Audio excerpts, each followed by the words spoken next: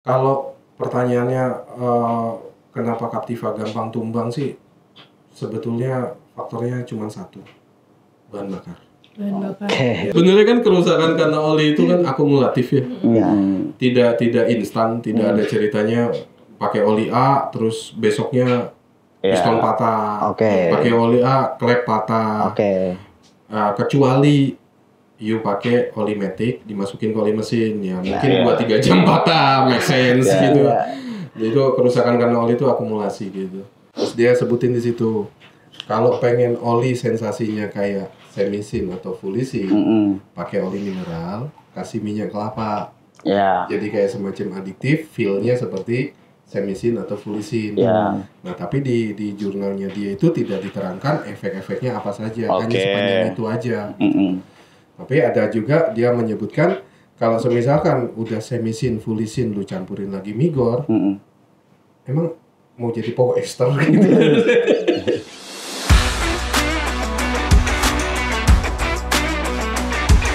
Oke, halo Sobat Pretty, balik lagi di Podcast Station. Dan hari ini kita bakal ngobrol-ngobrol agak berat sedikit ya. Kalau bisa, biasanya kita ngobrol dengan teman-teman komunitas, banyak hahaha ya. Kali ini kita bakal banyak serius-serius dan ngebahas isu-isu di luar sana juga mungkin ya, yang banyak Sobat PTT cari jawabannya. Kita udah kedatangan dua owner bengkel spesialis di sini. Halo. Kita agak takut nih kalau ngobrol dengan yang spesialis gini ya. Kita udah kedatangan Om Hikmat dan Om Catur. Boleh perkenalan dari masing-masing bengkel mana nih? Saya Hikmat dari PRM atau Panorama Motor. Panorama Motor. Ya, kita spesialis Chevrolet dan Hyundai. Spesifikasi lebih detailnya kita bergerak di diesel. Kalau di online biasa kita dikenal sama Ki Gentong Pamungkas. Dia Ki Gayung. Gayung esot. Sementara ini boleh Catur? Saya sendiri Catur, cuman mungkin orang lebih kenal dengan nama Danu. Saya dari Garuda Sakti Motor. Latar belakang Garuda Sakti Motor itu adalah bengkel spesialis Nissan Datsun. Ya jadi mungkin saya di sini bisa mewakili untuk ranah bensinnya gitu. Oke. Nih keduanya memang kalau misalkan dari sesi live, oh iya benar kenalan juga dulu. Dan hari ini hostnya nggak cuma satu ya, tapi ditemenin juga nih sama mekanik kita dari PTT Lubrikan, ada Mas Ardo. Ya, tadinya sih Caca sendiri Om, cuman kayaknya menarik juga nih pembahasan ini, banyak isu-isu juga nih di luar nih, masalah Captiva juga dan juga ya Nissan juga banyak lah isunya nanti. Coba kita jelasin ya nanti ya, kita bahas ya. Jadi nanti bakal ngebahas soal teknis juga. Jadi kalau ada Mas Ardo jadi lebih enak juga ngobrol tektokannya. Jadi saya nggak ngomong aja.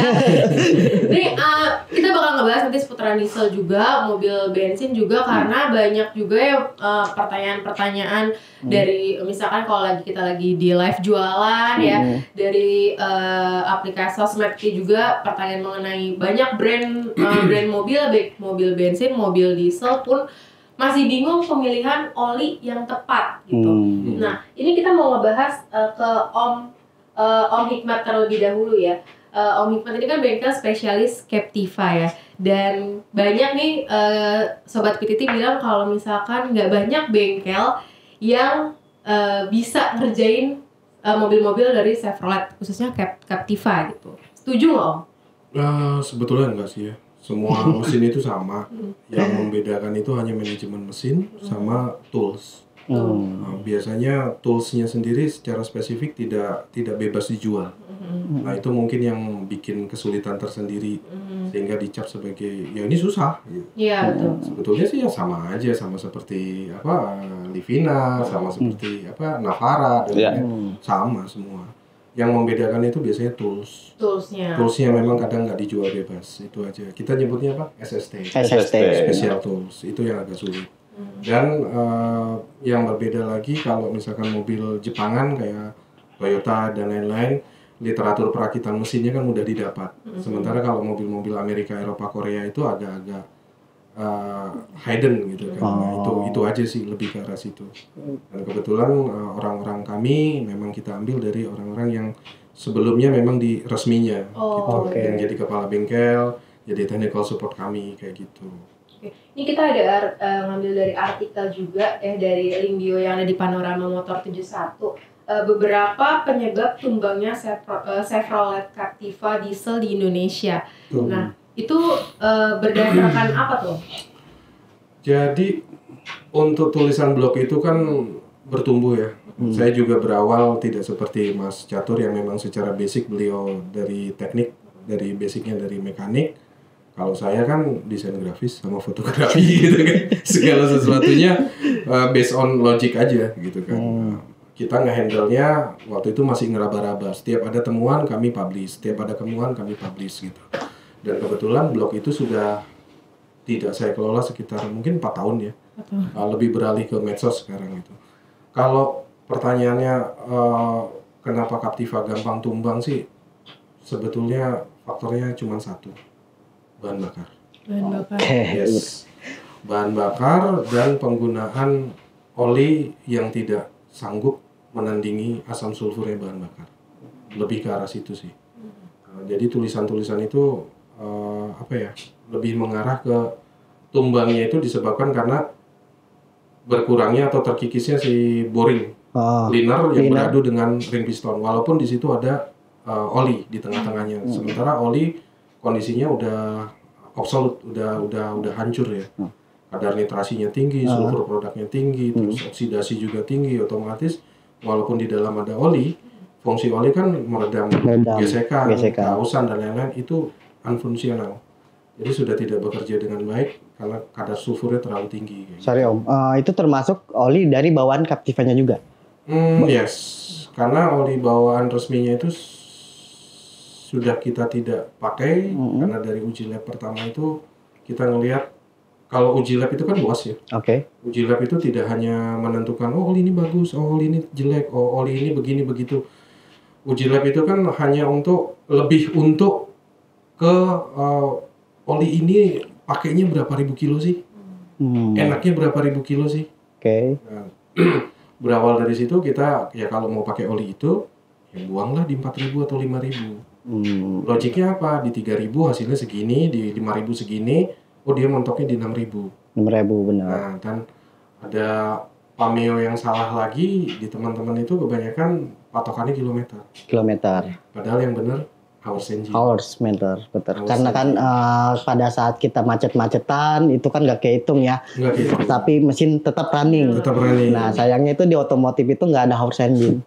Adanya kan kilometer sama bulan. Yang mana yang lebih dulu gitu. Contoh kecil kenapa harus pakai hours engine? Misalkan dari Meruya dari sini ke tempat saya di Pamulang, itu kan jaraknya sekitar 20 kilo. Pada saat saya berangkat mungkin butuh 1 jam. Pulangnya pas rush hour mungkin 2 jam. Secara jarak ya sama 20 kilo, tapi jarak tempuh hours engine-nya kan berbeda. Nah, itu kenapa yang paling tepat menurut kita pakai hours engine. Jadi istilahnya tuh analisa parameter oli itu untuk memonitoring kondisi oli dan mesin. Betul. Gitu. Jadi yang paling tepat itu memilih oli berdasarkan bahan bakar yang mau dipakai apa, sulfurnya berapa. Jangan sampai olinya bagus, mahal punya, tapi nggak didesain bukan untuk sulfur tinggi, tapi low splash atau sulfur rendah. Sementara pakainya B30, pakai oli yang 200.000 per liter. Wassalam lah. Buang uang jatuhnya. Berarti rekomendasi Captiva itu kadar sulfurnya berapa Om bahan bakarnya? Seharusnya 50 ppm Euro 4. Udah Euro 4 pertanyaannya gimana yang jual 50 ppm bro?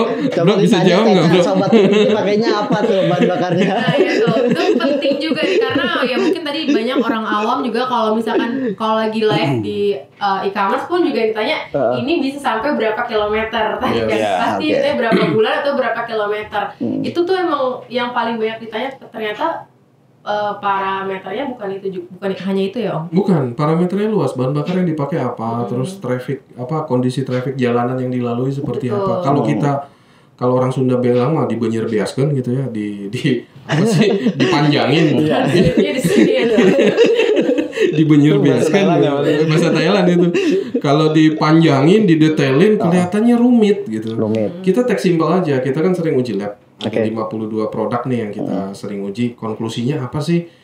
Konklusinya lu mau pakai oli murah, medium atau mahal, yang kita lihat itu tingkat keausan komponen. Ya. Di 5.000 setiap merek ini tingkat keausannya yang equalnya di mana sih, yang balance-nya di mana sih, dan kalau dipaksain ke 7.000 bagaimana, dan lain-lain. Sehingga kita dari sekian banyak kita uji, kita punya konklusi kayaknya ketemunya di 350 jam deh. 350 jam ya. Pertanyaan selanjutnya, gimana kalau dikonversi ke kilometer? Ya kan? itu. Nah, karena tidak semua mobil punya hours Power engine. meter, ya. Simpelnya mobil tahun 2000-an ke atas itu selalu dikasih average speed, AVG, average speed. Ya. Rata-rata kecepatan berapa? Ya tinggal dikali aja. Kalau average speednya jalanannya biasanya lancar, tol to tol, pasti average speednya antara 19 kpj. Maksimal 19 kpj sampai 20 kpj. Tinggal dikali. 350 kali 19 ketemunya 6850. Ya Anda ganti oli lah di 6850. Tapi kalau trafficnya sering macet, sering lain-lain, misalkan average speednya hanya ketemu 12, ya 350 kali 12 ketemunya berapa? Pasti ketemunya 4.000-an. 350 itu dapetnya dari mana, Om? Kenapa? 350-nya itu dapetnya dari mana? Tonton podcast kita sebelumnya. Kalau mau tahu hitungannya ya, sobat ya. Kan di belakang bengkel ada kebun, nah itu. Jadi jongkok nih kita tuh, wow 350. Jadi promo ya, promo podcast ya. Jadi kita punya channel sendiri, kita podcast di channel kita, ada banyak narasumber yang kita undang. Biasanya infonya A1 ya, kebanyakan owner merek yang datang. Yang paling menarik pada saat itu kita bahas Belgia ya. Oh iya. Di Belgia itu 700 jam. Ya kalau dikali 19 ya baru kita bicara 10.000. Karena apa? 50 ppm, Bro. Iya. Tapi di Indonesia ya bahan bakar terbaik 400 ppm. Ya udahlah, ya, kita berdamai 350. Beliau bikin R&D, angka balance-nya ya di 350 sampai 400. 400 ya. Gitu. Jadi dari gibahan kayak begitulah kita dapat angka tersebut. Daripada kita riset ya capek. Iya lah. Jadi kan tadi penyebab satu, balik lagi ke Captiva tadi, penyebabnya kalau misalnya tumbang tadi bahan bakar sama olinya mungkin di sini nggak cocok ya. Istilahnya apa sih, Om? Bukan nggak cocok sih.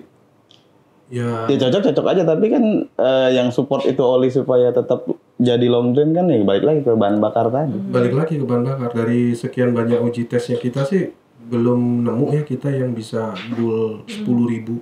Terus solusinya gimana untuk para user bisa bertahan gitu? Kita kan tinggal di negara Konoha ya, kita nggak bisa banyak. Sebenarnya nggak ngasih solusi, pokoknya ikutin kalau mau short drain, kalau nggak towing kan gitu.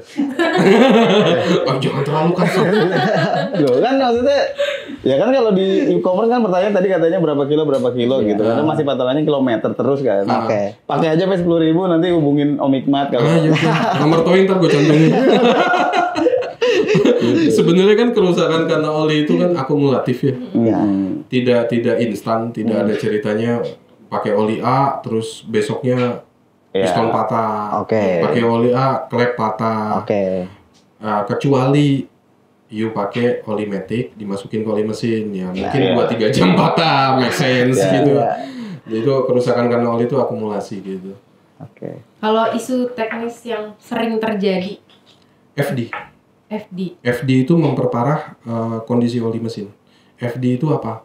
Buat teman-teman yang nggak tahu, FD itu fuel dilution. Dilution apa delusion? Dilution. Iya, apa tuh? Jadi gimana? Bukan orang Sunda, gue ngerti bahasa Arab. Jadi fuel dilution itu memperparah kondisi oli. Kebanyakan diesel sekarang itu kan direct injection. Injection itu kalau zaman dulu kan ada diesel Majapahit itu indirect injection. Jadi bahan bakar ikut ke klep udara. Kalau sekarang itu kan injektor langsung ketemu piston. Jadi kalau misalkan pistonnya injektor tekanannya nggak terlalu kuat, yang masuk ke dalam itu volumenya terlalu besar. Yang dibakar juga tidak maksimal sehingga minyak mentahnya ngerembes ke bawah. Akhirnya tercemar di Oli bawah, fuel dilution. Ciri-cirinya biasanya olinya malah tambah kental. Lebih hitam, lebih kental, dan itu biasanya tingkat keausan komponen lebih tinggi.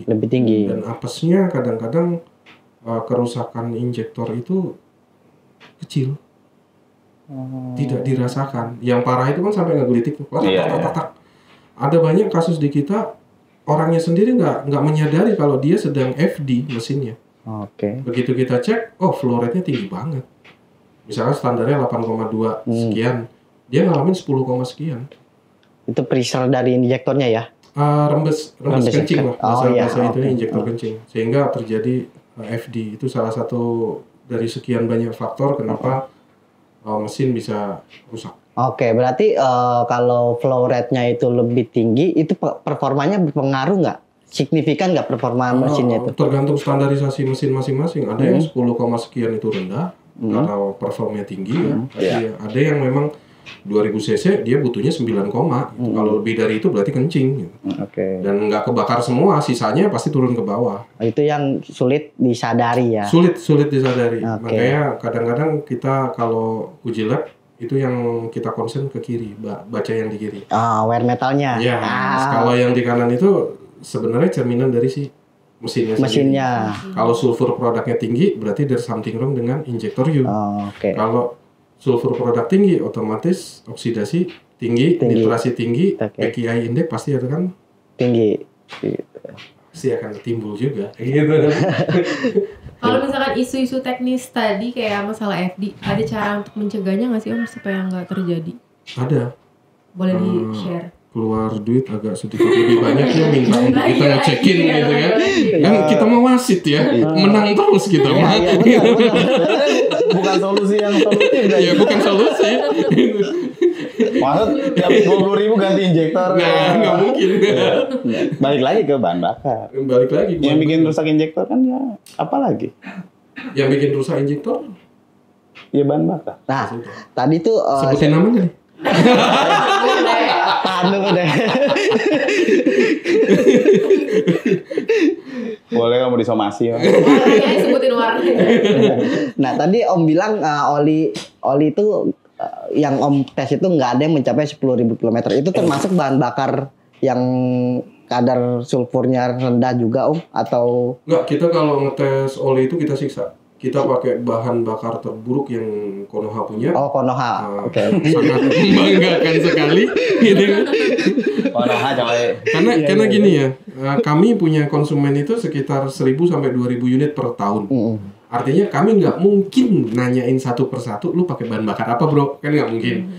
Akhirnya apa yang kami sajikan di rak kami, oli-oli yang sudah kami siksa dengan bahan bakar terburuk. Jadi kalau misalkan customernya ya random syukur-syukur dia pakai bahan bakar bagus ya udah safety aja kayak gitu.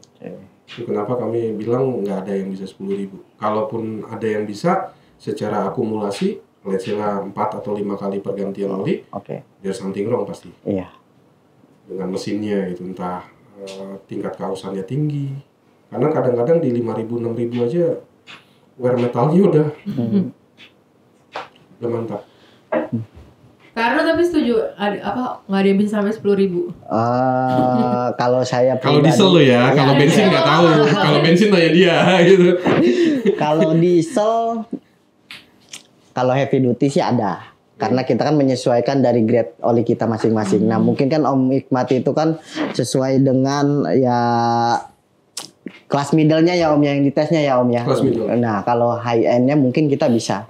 Karena dari high end-nya kita itu kan ya memang diujinya sih kadar sulfurnya 50 ppm ya maksimal ya. Itu bisa diuji sampai 20.000 km. Atau 500 jam lah di sana di Thailandnya gitu. Cuman kan balik lagi di sini.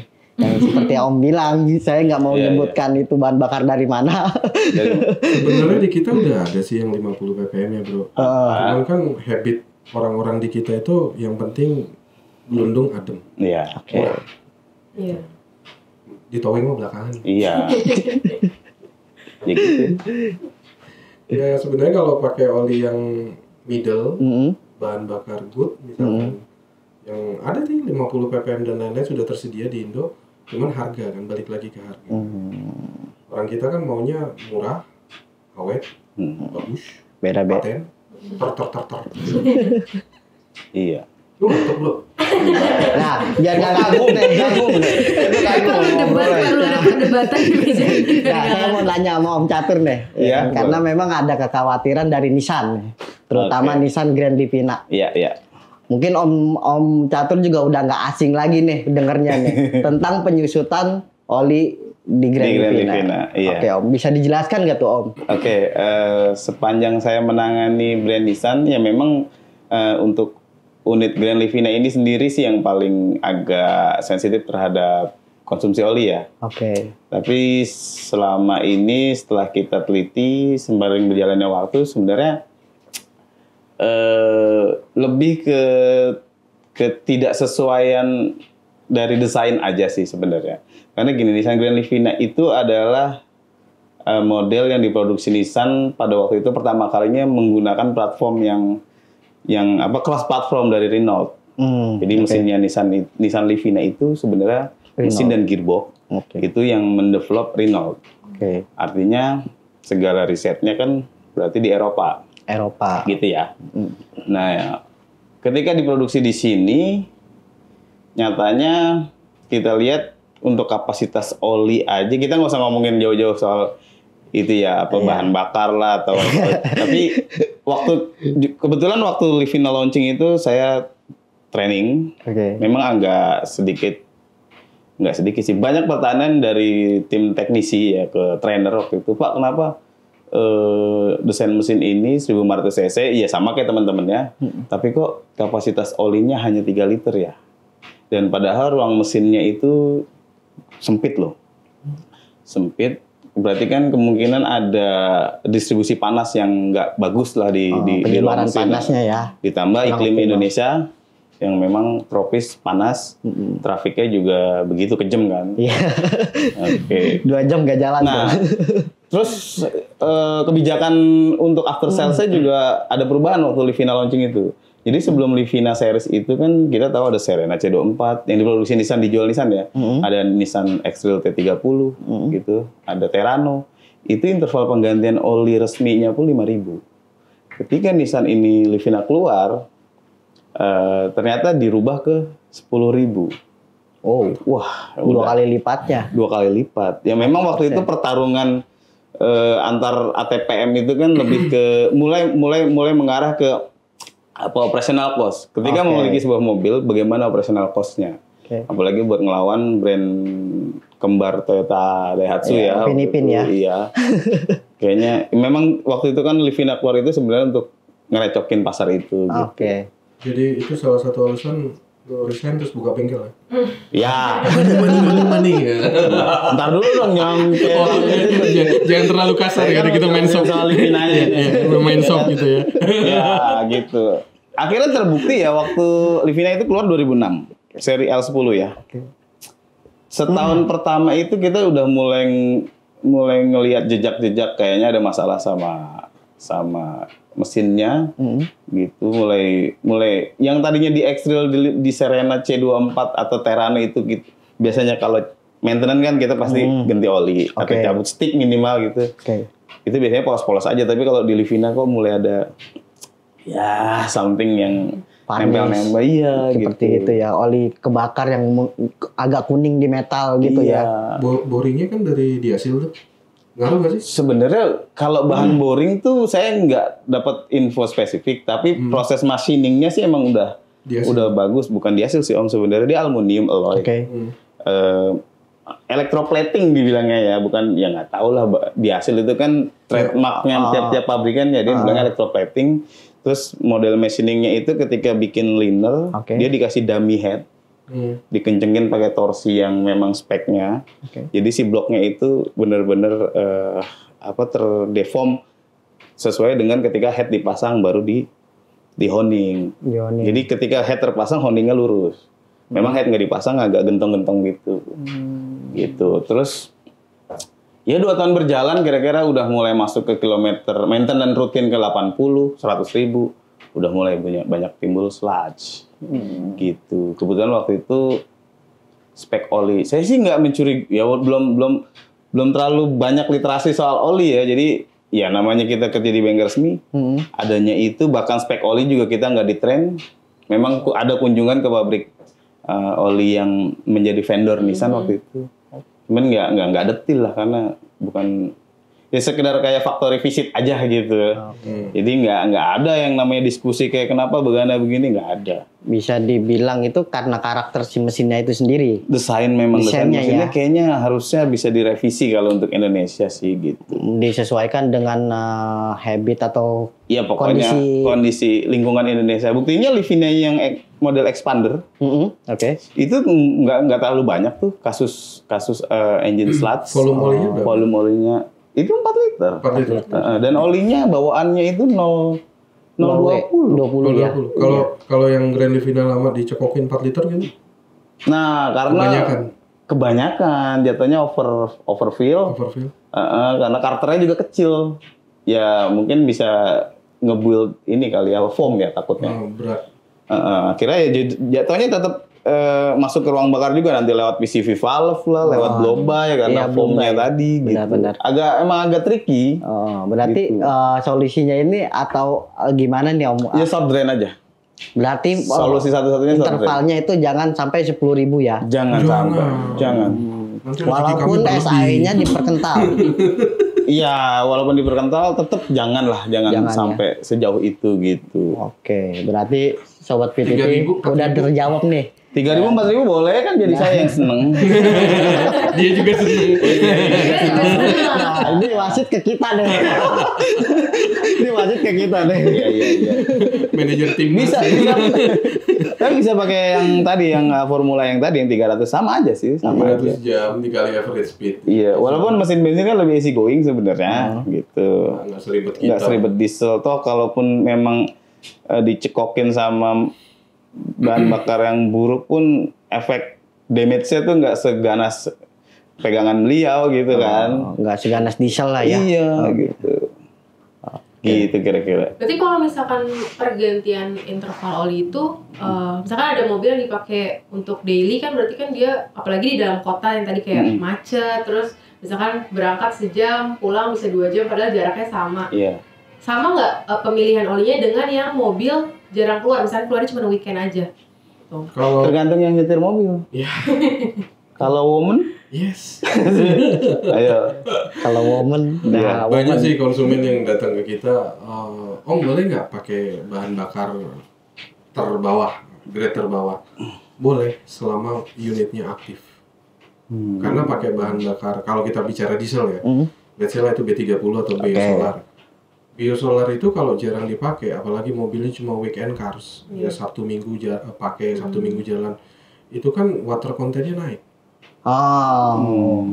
Nih, menarik nih. Jadi, kita kupas kan nih. Karena 30-nya kita kupas kan nih. Karena itu salah satu pertanyaan yang banyak juga kalau misalkan lagi live itu ditanya rekomendasi oli. Terus kan biasanya aku suka tanya tuh odometer udah berapa kilometer, terus mobilitasnya gimana untuk di dalam kota atau keluarnya weekend aja gitu. Mereka biasanya banyak yang kalau cuman sering lebih banyak di garasi pakainya baiknya semi atau full sin kayak gitu. Jadi ini salah satu pertanyaan yang banyak ditanyakan juga, pemilihan oli yang tepat untuk mobil daily sama tadi mobil yang cuma keluarnya Sabtu Minggu. Kalau mobil Sabtu Minggu ya udah pakai bahan bakar yang bagusan dikit, yang bagusan lah, yang top tier-nya gitu kalau bisa. Kalau untuk pergantian olinya, kalau pakai fully synthetic 6 bulan sekali. Kalau 5.000 tidak tercapai, 6 bulan buang. Berarti patokannya tadi 6 bulan maksimal. Kalau misalkan mobil cuma Sabtu Minggu jangan nunggu 2 tahun 5.000 baru diganti gitu. Ada beberapa kasus di kita juga mau ganti oli, turbonya udah begini nih. Kita tanya, terakhir ganti oli kapan? 2 tahun lalu, orang saya jarang pakai. Ya sudah lah ya gitu kan. Kalau memang itu pakai daily ya pakai hours meter 350 jam kali average speed, ketemunya sekitar 5.000. Kalau mau aman ya 5.000. Kalau mau pakai bahan bakar ya B30 dan lain-lain, pastikan mobil itu daily user, pakai setiap hari. Tapi kalau Sabtu Minggu kasih aja bahan bakar bagus, oli ya yang TBN-nya lumayan lah 10,4. Karena memang kalau B30 kan dia dari organik ya campurannya ya, itu kan seperti minyak kelapa sawit atau dari organik, minyak kelapa atau wijen lah yang dicampur ke solar itu ya. Nah itu katanya itu kalau dia terlalu ngendap terlalu lama nggak dipakai itu dia ada endapan itu loh. Air. Iya. Kayak gel. Bakteri penyebab air. Bahasa Air kerennya ya. Martino. Ngegel ya kayak kalau kita lihat di minyak goreng curah di pasar tuh seperti itu ya Om ya. Iya. Oh makanya kalau pakai bahan bakar rendah itu ya pastiin daily. Sebenarnya sih aku nggak terlalu tahu ya kalau soal bahan bakar, cuman kita diceritain sama teman kita yang tadi keceplosan nyebut B30 itu kan 30%-nya nabati, 70%-nya minyak bumi. Nah dari campuran ini kan butuh kayak semacam apa sih namanya katalis. Ya katalis yang katalisnya ini yang menyebabkan air, bakteri penyebab air kayak ragi di tapel. Lama-lama keluar air kayak gitu. Keringet ya. Ya semacam seperti itu. Tapi untuk kategori olinya apakah misalkan yang untuk daily harus yang full sin atau yang semi pun bisa, atau yang jarang keluar baiknya semi aja udah cukup gitu? Semi full sin sih nggak ada beda menurut saya. Iya. Ini berlaku juga di mobil bensin ya Om? Iya, sama aja. Karena sekarang kan rancu mau full sin apa semi. Full sinnya itu kayak gimana? Coba. Nah ini yang biasanya tuh kadang ada orang yang direkomendasinya full sin, tapi ngebalikinnya, tapi kan mobilnya jarang keluar Kak, sayang-sayang pakai full sin gitu. Tapi jangan lupa sekarang banyak yang semi sin ngakunya full sin. Nah. Itu maksud saya tadi. Dibantu di Karno kalau di video mana Langsung batuk dia. Bahaya ini bahaya. Iya, label sintetik, full sintetik itu sebenarnya nggak kayak di Eropa ya. Kalau Eropa tuh pakem banget gitu. Base oilnya apa gitu baru bisa diklarifikasi full sin. Kita klarifikasi ya. Kan lu kejebakan. Nah, full sin, semi sin. Ya. Nah, kita kalau di kita itu untuk semi sin itu botolnya yang abu. Ya tapi bukan dari botol dong. Ya, oke. Berarti kalau botol itu Ya, abu. Terus kalau full sin itu gold. Nah, kalau untuk kadar kandungan, makanya kita nggak bisa bilang 100% sintetik. Pasar kita justru ke Eropa. Rata-rata oli kita itu bisa dilihat standar itu ASEA. Oke. Ya, dibanding kita pakai standar global seperti API. Ya. Nah, untuk yang namanya Eropa itu nggak bisa kita bilang sintetik, fully sintetik itu harus spesifik kan kalau pasar Eropa itu. Nah, kalau kita fully sintetiknya itu di grup 3. Oke. Grup 3. 3 itu udah disebut fully sintetik. fully sintetik. Tapi sebenarnya banyak sih di luaran yang sebenarnya dia semi tapi ngakunya fully gitu, banyak. Ya. Nah, kalau untuk semi sin kita itu memang ada mix. Untuk base oilnya di grup 2. Mix grup 3. Jadi bisa dibilang semi sintetik atau kita sebutnya sintetik teknologi. Nah, itu bisa dicek aja Om, MSDS-nya itu kan ada komposisinya. Di situ bisa sih. Kalau di produk high end kita ada yang contoh Eurosin, kita bisa bilang PAO. Itu pun masih mix. Masih mix grup 3 dan grup 4. Makanya kita nggak bilang sintetik, kita bilangnya fully sintetik. Kalau sintetik itu benar-benar 100% sintetik. Homopolimernya itu benar-benar buatan, nggak ada dari minyak bumi istilahnya. Nah, kalau fully sintetik itu rekayasa teknologi dari minyak bumi sehingga molekulnya lebih menyerupai sintetik. Kalau sintetik blend? Sintetik. Gitu ya. Kita sintetik blend. Nah, ini kalau kita bilangnya sintetik teknologi. Oh, beda bahasa doang. Iya, marketing aja itu sih. Kayak PVI, VVTI. Iya. VVI yang lain lah. Gitu. Oke, jadinya udah terima. Masing-masing nih dari. Jadi gimana? Mana yang buat tadi? Ada yang mau diklarifikasi lagi kan ya Om? Kan berasa podcast kita ya. Duduknya kayak podcast kita Pak. Jadinya ente yang ngejebakin orang. Orang kita tamu gimana sih? Malah kita gitu. Ada pemirsa yang mau nanya nih Om. Oh ya, Oke. Oke Om, kan Keluhan masyarakat nih. kemarin kan ceritanya kita buat konten tentang migor nih Om. minyak goreng. Migor ya. Migor yang dicampurkan ke oli mesin. Iya. Jadi beberapa orang itu beranggapan kalau migor itu bagus untuk mesin nih. Ada yang dicampurkan mungkin olinya 70%, migornya 30% atau di blend kayak gitu. Nah, Itu kalau menurut om-om sekalian ini, apakah Migor ini rekomendasi untuk dicampurkan di oli mesin ini? Karena udah heboh nih di kita nih gitu. Paci dulu nih, apa nih? Ya. Kasian bininya, bujir. Itu yang saya pikirkan tuh itu awalnya Om. Gimana Paci? Kalau logik aku sih ya, Ya boleh. minyak goreng seliter berapa? Ya baru tadi beli tapi lupa. Tergantung dong, Ada yang 20.000 lah ya. 20.000 lah ya. 20.000. Terus Oke. pertanyaan selanjutnya, minyak itu kan ada omeganya, ada lain-lain ya? Iya iya. Mesin perlu nggak? Lu kan biar pinter mesinnya. Biar pertumbuhan otak mesin ECU-nya itu loh, Pak. Ya, sama tahu jadi autopilot. Nggak tahu. Nggak tahu perkembangan jalan. Dulu sempet aku penasaran. Stanser tuh ada ototnya, Pak. Udah gini-gini dong. Ya, dulu saking penasarannya aku sempat tuh cari-cari ya kan, cari-cari. Ketemulah jurnal tuh. Iya. Orang India tuh yang nulis. Gue lupa sih jurnalnya. Iya. Terus dia sebutin di situ, kalau pengen oli sensasinya kayak semisin atau fulisin, pakai oli mineral, kasih minyak kelapa. Ya. Jadi kayak semacam adiktif, feel-nya seperti semisin atau fulisin. Ya. Nah, tapi di jurnalnya dia itu tidak diterangkan efek-efeknya apa saja, hanya Oke. sepanjang itu aja. Tapi ada juga dia menyebutkan kalau semisalkan udah semisin, fulisin, lu campurin lagi Migor, emang mau jadi power ester gitu? Enggak lah. Aku sendiri belum nemuin jawabannya, tapi ada beberapa yang memang overhaul waktu itu. Spin diesel ya, ada beberapa unit begitu kita turunkan hitam bagian bawahnya. Hitam. Hitam. Jadi kita juga sempat ngobrol sama teman-teman waktu itu, ada ketuanya orang LDIC, Long Drain Indonesia Community itu, Ibu Kotlia Nadia kalau nggak salah. Aku tanya dia, Kak, ini kok bisa begini ya? Ya minyak goreng itu kan premix, oli itu postmix. Migor itu memang bagian dari pelumas. Tapi ada banyak komponen di dalamnya yang tidak dibutuhkan mesin, yang berpotensi jadi sludge dan lain-lain. Nah, sementara oli ini memang diperuntukkan untuk mesin, apa yang tidak diperlukan itu sudah disingkirkan. Jadi kalau ada jawaban, tapi mobil gue fine-fine aja, 10.000 kilo, 20.000 kilo, ya balik lagi ke klausul yang tadi, kerusakan akibat oli atau pelumas itu tidak instan. Butuh waktu yang lama. Di Chevrolet Captiva pun kadang-kadang 90.000, 100.000 baru tumbang. Yang tadinya kalau menurut kita ya, tapi kalau menurut opini teman-teman yang lain ya itu yang tadinya mungkin kalau pakai oli itu 200.000 masih fan-fan aja, dari varnish, dari sludge. Itu pakai minyak goreng itu bisa berkurang lah ya.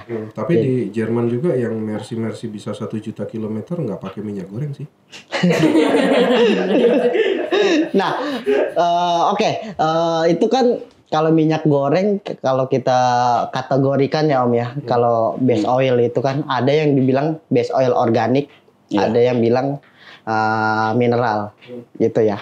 Nah ini kan masuknya kan organik. Nah kita kalau dilihat dari karakteristik itu kan, base oil organik itu memang lebih tahan akan panas.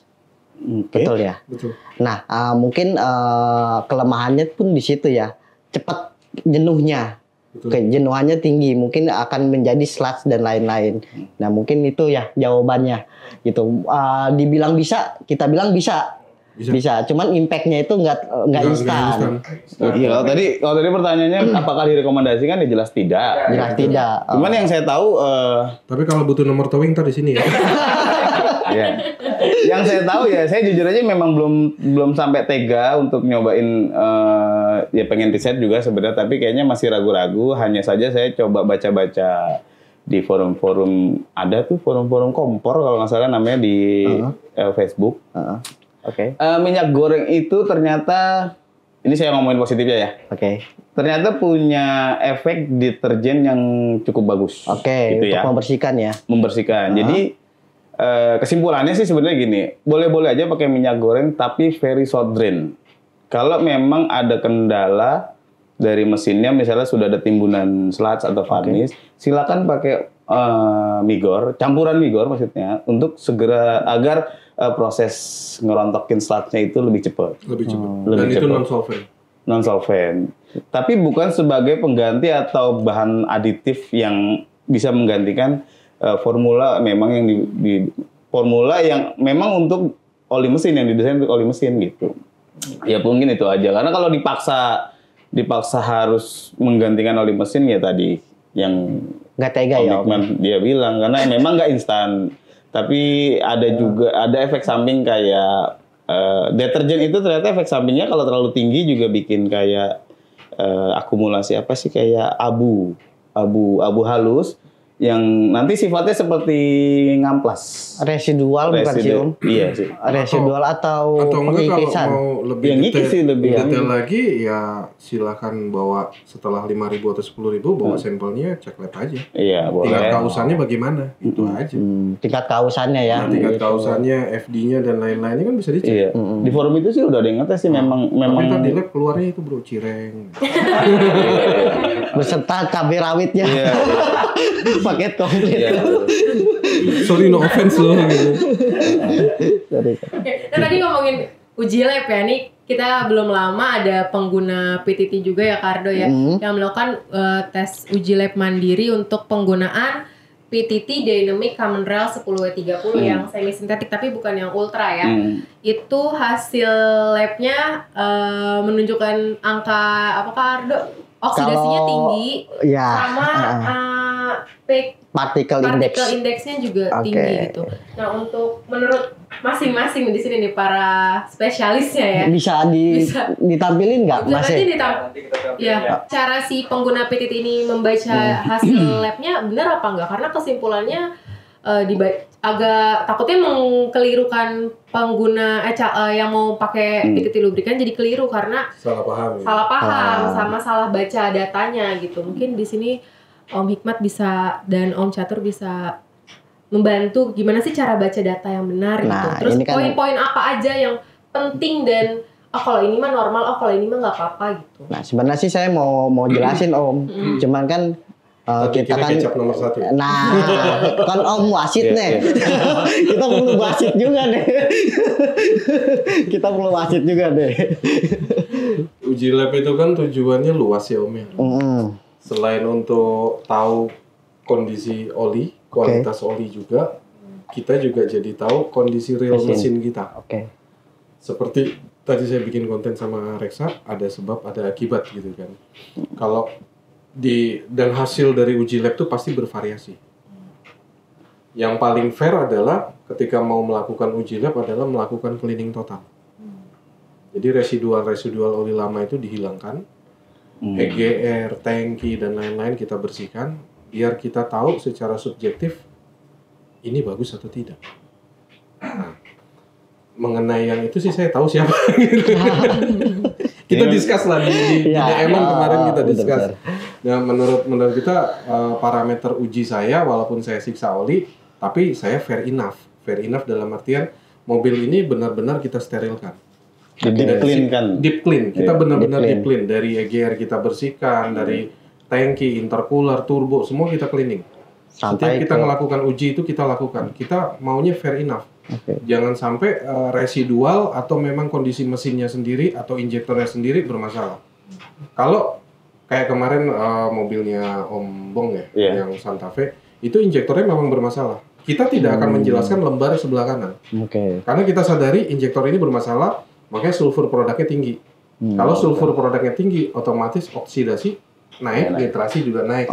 PKI itu biasanya benda asing yang bukan dari oli, berukuran cukup besar dan tidak dikenali. Makanya di lembar uji lab itu selalu ada marking tanda seru. Di situ dilihat filter olinya dibuka, dibelah. Dilihat di situ yang rontok apa. Ya. Kalau misalkan analoginya kok bisa rontok, pasti gara-gara nih oli. Kan di lembar sebelah kiri ada penjelasannya tingkat kausannya seberapa besar. Kalau misalkan tingkat kausannya FE-nya misalkan 10, dia maksimalnya 19, kok bisa rontok? Pertanyaan selanjutnya, bro, itu residual dari oli lama. Oli lama. Bukan karena oli itu. Kayak gitu. kecuali PKI indeksnya ada, FE-nya di batas maksimal. Iya. Batas maksimal 19, FE-nya dia 21 misalkan. Berarti emang olinya Terus yang ngerontok. ketemu PKI indeks, begitu dibelah ada keausan, baru kita bilang oli lu masalah nih. Ya, benar. Gitu. Tapi kalau misalkan tingkat keausan wear metalnya di sebelah sini ada di angka normal dengan kilometer sekian, timbul PKI indeks, kita bisa berasumsi, nah ini efek samping dari penggunaan Oli sebelumnya. Oke. Atau kita cek secara deep lagi, kayak injektornya, asupan udaranya, barometriknya dan lain-lain normal nggak? Karena satu sama lain kan saling berpengaruh. Oke, berarti dari EGR juga pengaruh ya, residu yang di EGR itu pengaruh juga ya, karena kan itu EGR balik lagi ke intake ya, Betul. diolah lagi menjadi udara, itu untuk meminimalisir emisi. Iya. Betul. Oke. EGR itu engine gas resirkulasi. Di dalamnya itu kan piranti yang ngurangin shock knock karbon dioksida. Oke. Tapi EGR tidak punya saringan untuk partikulat Oh, filter diesel. dieselnya. Nah, diesel yang kita teman-teman lihat kalau misalnya keluar asap hitam, itu kan bukan asap, Iya. tapi partikulat powder atau jelaga bakar atau abu. Abu. Nah, si EGR ini kan tidak bisa nyaring itu semua. Dia tetap lolos ke intake, lolos lagi ke mesin. Iya. Sementara partikulat ini sifatnya asam. Kayak gitu. Oli baru juga udah fight lagi tuh sama asam di dalam kalau partikulatnya banyak. Iya. Oke. Jadi kalau Om Hikmat ngebaca datanya ini untuk produk kita ini yang lagi lakukan uji lab ini masih batas normal atau ada alasan lain yang bisa Om Hikmat bantu jelaskan? Nah, itu untuk pemilihan sayurnya udah benar belum? Untuk Captiva ini pemilihan ininya viscosity-nya udah benar belum? 10-30 udah benar. Kalau sentry stoknya ketemu itu antara 530 sama 1030 ketemu. Cuman yang masih tanda tanya ironnya dia 25 ppm. Wah, tinggi banget. iya. Nah, makanya kemarin ini harusnya ada uji kedua, apakah ironnya tetap segitu? Kalau misalkan di uji kedua dengan kilometer 5.400, ironnya masih segitu, ya kita bisa take kesimpulan apakah olinya atau apakah mesinnya. Karena di uji lab saya ini nggak segini. Kita 3 kali uji lab, ini semua angka normal. Kita lagi nggak mau lagi. Nggak normal sih. Yang nggak normal itu di iron ya, yang lain-lain oke. Kayak aluminium, nin, nikelnya. Nah, sulfur produknya 37. Itu gedean ya? Gede banget. Iya. Ombong aja cuma 20. Apa bahan bakarnya juga? Bahan bakar dia pakai Apa itu? B30. B30 cuman kita nggak tahu dia pakai Ini? apa? Mobil ini? Katanya sih B30, kita udah DM-an, kemungkinan dia pakai B30 cuma aditifnya kita nggak tahu pakai apa. Sulfur produknya sampai 37. Kita yang terburuk kita pernah tes itu 20. Kira-kira itu faktor apa, Om? Kemungkinan besar injektor bisa. Injektor. Dari injektor bisa. Oksidasi juga 37, tinggi banget. Nitrasi Itu TBN sisanya kayaknya nggak terlalu jelek. TBN nggak terlalu jelek, Iya. 8,9. Ini dibantu sama adiktif bahan bakar biasanya. Oh. Kalau adiktif bahan bakarnya nggak pakai, dia bisa anjlok ke 7 itu. Viscosity kinematiknya itu masih oke, masih di angka 11,36. Artinya olinya belum rungkat. Belum lengkap. Biasanya kalau SI30 tuh di 9 ya. Iya, di sebelah. Parameter paling bawahnya itu. Betul. Masih Chanti oke. stop. Kesimpulan aku sih, ini memang dari mesinnya, dari piranti mesin atau memang dari mesinnya. Ya, Saya taunya busing turbonya udah oblak. Bukan, olinya nggak naik ke spion. Dan kalau kayak gini kan bisa Masih, iya, keliru masih. gitu para yang masih awam ya takutnya ngebacanya Itu kan ada 2 lembar ya. Kita sih lebih fokus, lebih sering kalau memang kondisi injektornya kayak kita kemarin uji satu produk itu, kita menyadari bahwa mobil kami injektornya bermasalah. Oke. Sulfur produk itu ada di angka 20, nanti saya kasih uji labnya ya.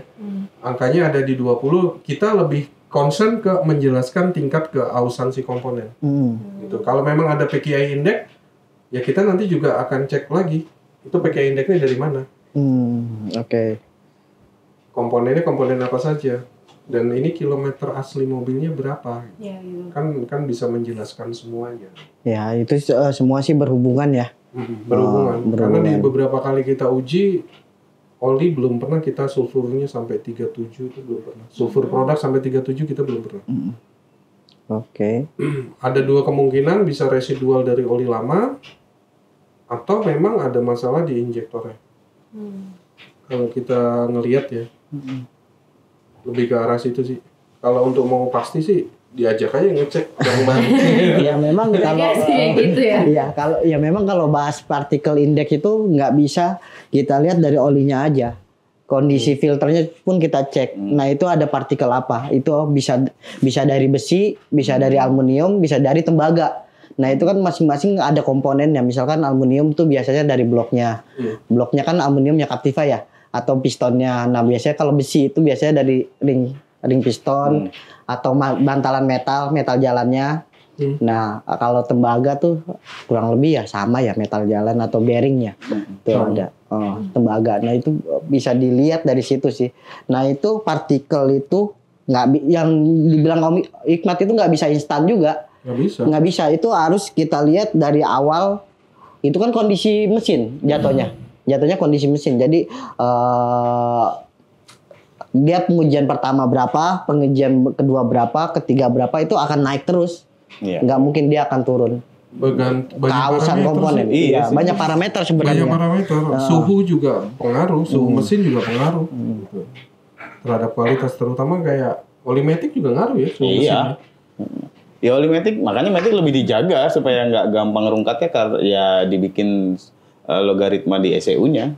Ya, karena ngebenerin metik kan juga lebih rumit sebenarnya daripada engine. Lebih rumit, lebih mahal juga. Makanya metik juga sebenarnya oli mesin sama oli metik sama ya?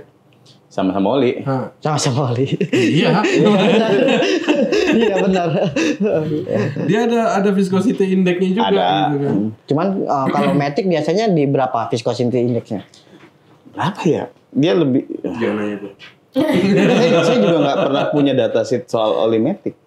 Oh. Karena kan oli metik nggak kayak oli mesin ya, ada. Dia nggak ada kontaminasi. Iya, nggak ada kontaminasi, nggak ada viscosity di 40, nggak ada viscosity 100. Gitu. Di metik mah lebih ke ini ya, lebih ke menjaga suhu oli metik ya. Iya, karena peran oli metik kan lebih ke hidrolik.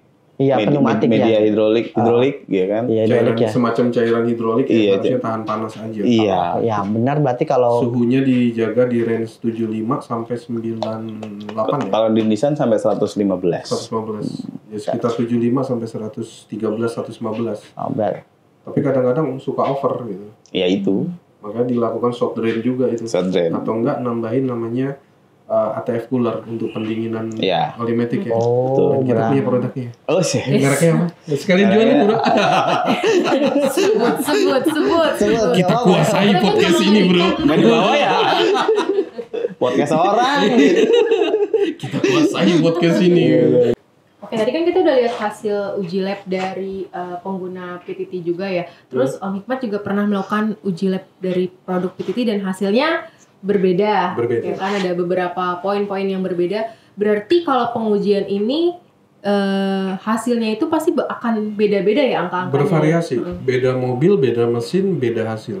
Dan sangat tidak bisa objektif bahwa bisa mengeksekusi sebuah produk itu jelek atau lain-lain, karena bisa saja di satu sisi bagus, di mobil yang lain hasilnya berbeda. Di mobil yang sama pun bisa hasilnya berbeda. Sangat bergantung di kilometer, pemakaian bahan bakar, treatmentnya, bersih atau tidaknya, residual dari EGR dan lain-lain, itu kan berpengaruh semua gitu. Termasuk gaya berkendara nggak sih Om? Sangat berpengaruh. Sangat berpengaruh. Orang yang punya kecenderungan gaya driving style-nya racing gitu, dengan yang biasa pelan, ya pasti berbeda hasil uji labnya. Gitu. Jadi nggak bisa taklid. Oh ini jelek, oh ini bagus, ya nggak bisa. Kita pun nggak pernah. Kita yang punya 52 uji produk nggak pernah mengeksekusi. Ini jelek, kita nggak pernah. Yang paling fair yang dilakukan kalau mau uji lab, kalau mau pakai ini sebaiknya 4.000 kilo. Mau pakai ini sebaiknya 5.000 kilo. Kayak gitu. Karena kita tidak pernah tahu hasilnya di unit lain seperti apa. Ya. Berarti standar yang perlu diperhatikan saat mau melakukan uji lab pada oli mesin apa aja tuh? Purpose-nya. Uji lab itu purpose-nya mau apa? Mau cari tahu kondisi mesinmu Atau oli? Atau oli pun bukan dalam artian kalau mau tahu kualitas oli yang sebenarnya, cek aja oli barunya. Iya. Virgin oil analysis oli barunya. Tinggal di breakdown dia pakai boronnya berapa, tipenya apa dan lain-lain. Itu pernah kita lakukan juga gitu. Gitu. Kalau untuk si kendaraannya sendiri apa itu yang perlu diperhatikan? Belum dites melakukan oli ya? Kalau bisa sih keluar dari dealer langsung tes. Itu Ya kan? mantap. Loh iya bener. Ya mau gimana? Karena tiap mobil ya tadi bener. Tapi Bersih biasanya semua itu. Nah, iya. tapi kalau keluar dari dealer itu kan biasanya kan gesekannya akan timbul lebih besar ya daripada Enggak juga. Enggak juga. Enggak juga. Oh, karena clearance-nya itu Ya udah mungkin dihitung. mobil-mobil zaman orde lama lah ya itu yang harus memang ada treatment untuk in-rain atau apa. Secara sekarang udah lebih machiningnya lebih canggih, lebih presisi, udah nggak perlu ada in-rain sebenarnya. Ya makanya kalau turun mesin zaman di Indo Iya, sekarang iya. masih ada berlaku Masih in-rain. ada, iya. Karena bengkel bubutnya nggak kayak Memang di Majapahit. nggak kayak di Americano ya, yang bisa presisi. Iya. Berarti dari mesinnya juga pengaruh ya. Yes, iya memang media pengujiannya kan di mesinnya. Oke. Lalu bagaimana Enggak, dia? sorry, maksudnya machiningnya gitu. Oh iya, machining untuk produksi mesinnya. Oh, gitu. iya. Contoh kalau kita ganti boring pun kita minta jarak clearance dari ring piston ke boring itu jarak sekian. Emang iya bisa? Ada yang bisa. Ada yang bisa. Mahal. Nah, mau bayar nggak yang punya mobil? Mau bayar nggak yang punya mobil? Tapi ya sejauh ini kita pakai dia Iya. untuk kejar clearance yang actual sesuai settingan pabrik. Oke. Gitu. Dan di Indo kalau nggak salah sih ya sepengetahuan saya cuma ada 2 sih bro yang bisa. Iya. Dan itu semua CNC. Iya. CNC ya. Sekelas CNC baru 2 sih yang saya tahu gitu. Yang lain saya nggak tahu. Yang udah di program sama komputer kan. Kalau manual kayaknya sih agak sulit ya. Susah, Gitu. susah. ya. Iya pakai feeling kalau itu si teknisi bubutnya pakai feeling Balik bisa molos lagi ke gitu ya. feeling. Nah, itu kan juga yang bikin jadi ya misalnya kayak kasus tadi seumpama mesinnya bekas overhaul gitu Iya, kan. benar-benar. Akhirnya proses finishing untuk honingnya belum rapi atau belum presisi juga bisa aja akhirnya Kalau- angka-angka yang partikulat tadi jadi Kalau di luar negeri sana kan mesin habis overhaul direndam di ultrasonic ya. Oh iya. Yang segede freezer itu Iya, semeja gitu. keluar ya udah clean semua. Oke. Nah, di kita kadang-kadang bersihin pakai bensin, ditagih ke konsumen 10 liter banyak amat bensin. Akhirnya digosok kan. akhirnya kita ngikutin demand pasar Iya, gitu. iya, Idealis iya. kita kalah sama Iya, demand pasar. bener. Kita maunya perawatannya gaya Americano gitu kan. Americano. Americano. Oke, nih menurut Om Hikmat dan Om Catur nih, bagaimana balik lagi pemilihan oli yang tepat yang dapat memberikan performa dalam jangka panjang juga dan menjaga kualitas komponen mesin. Boleh nih masing-masing. Gimana pasti kan punya. Nah, yang paling sensitif dia. Lu lah, Enggak lah, saya cuman lu yang ngajarin gua. iya. Masih oli-oli yang meriset dia semua itu. Selain makanya. disesuaikan dengan pemilihan BBM-nya ya. Pemilihan Oke. BBM lebih tepatnya kalau saya pribadi ya, saya pakai itu cari aman tanpa harus ribet dengan uji lab dan lain-lain. Oli apapun 5.000 Draenor. Termasuk fully sintetik. Termasuk fully sintetik 5.000 Draenor. Kalau mau bicara ekonomis, semisin enough lah. Cukup lah semisin. Di 5.000 ya, Om. 5.000 buang. Terkecuali Anda pakai bahan bakar yang secara sulfurnya memang rendah sekali, baru kita bicara 7.000, 8.000, 10.000 untuk oli. Iya. Kurang lebih sama.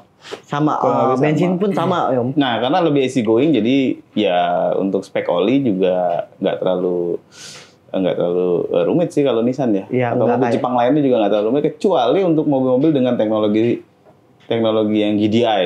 Oke. Nah, kalau itu balik lagi nggak melulu soal saya tapi ya standarisasi kayak ACA-nya, terus minimal GF5 gitu-gitu. Karena ya kalau di mesin GDI itu ada yang namanya fenomena LSPI. Ya. Itu yang nggak boleh sembarangan. Knocking ya? Iya, Knocking. apapun bahan bakarnya sebenarnya. Knocking sebelum TMA. Karena knockingnya itu saat injektor itu mulai menyemburkan bahan bakar ke dalam ruang silinder. Oke. Ketika bersentuhan materi bahan bakar yang ketika bersentuhan dengan lapisan film oli, ketika olinya ada unsur kalsium ya kalau nggak salah, itu bisa memicu ledakan kecil. Gitu. Akhirnya yang itu jadi bilang LSPI tadi. Impact-nya itu parah nggak sih Om kalau LSPI itu? Jujur aja sebenarnya sampai sekarang kalau untuk GDI, knocking di GDI saya belum dapat kasus yang ekstrim lah ya.